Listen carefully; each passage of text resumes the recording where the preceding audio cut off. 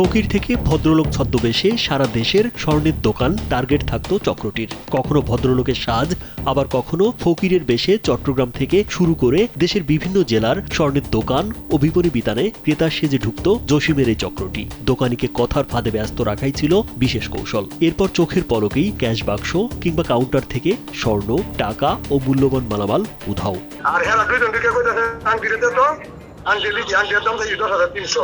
আজের একটা মহিলা একটা পুরুষ কইতেছে নাকের ফুলের দাম তো নাকের ফুলের দাম চাইছি 2600। এর মধ্যে আরেকটা ঢুকছে এর মধ্যে আরেকটা আমার বাইরে ঠিক করতেছে টিয়াটা।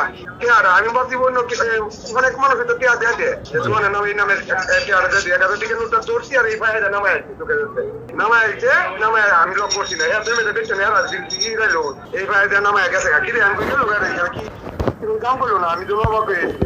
পুলিশ বলছে জসিম একা নয়, তার নেতৃত্বে 5 থেকে 7 জনের দল ক্রেতা সেজে দোকানে ঢুকত। কেউ পণ্য দেখার নামে দোকানিকে ব্যস্ত রাখত, কেউ নজর রাখত আশপাশে। সুযোগ পেলেই অন্য সদস্য হাতিয়ে নিত মূল্যবান মালামাল। পুরো কাজ শেষ হতো কয়েক সেকেন্ডেই।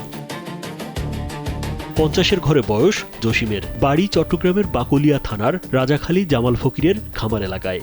অভিযোগ, তার বিচরণ শুধু চট্টগ্রামে নয়, কখনো কক্সবাজারের রুখিয়া, কখনো কিশোরগঞ্জ। এভাবে দেশের বিভিন্ন জেলার মার্কেট ও স্বর্ণের দোকানে একই কৌশলে চুরি করত চক্রটি।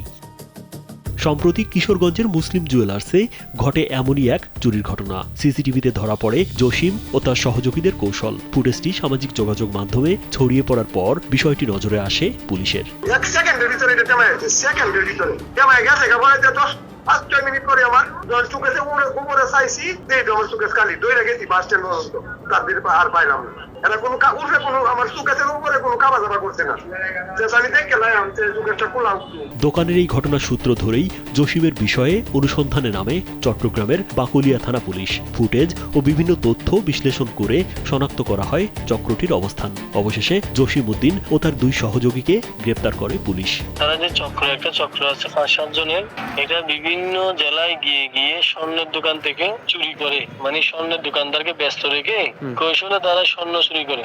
তো সর্বশেষ যেটা ভিডিও ভাইরাল হয়েছে, ভাইরালের উপর ভিত্তি করে আমরা তাকে অ্যারেস্ট করছি এবং সে আমাদের আরেকটা মামলার তদন্তপ্রাপ্ত আসামি আর কি। তারা জসিমের সঙ্গে পুলিশের লুকোচুরিও নতুন নয়। 2024 সালে কোতোয়ালি থানার অভিযানে পুলিশের উপস্থিতি টের পেয়ে নদীতে লাফ দিয়ে পালানোর চেষ্টা করেন তিনি। পরে আটক করা হয় তাকে। তবে জামিনে বেরিয়ে ফের একই কৌশলে চুরিতে জড়ানোর অভিযোগ রয়েছে তার বিরুদ্ধে। রাজীব বিশ্বাস, কালবেলা।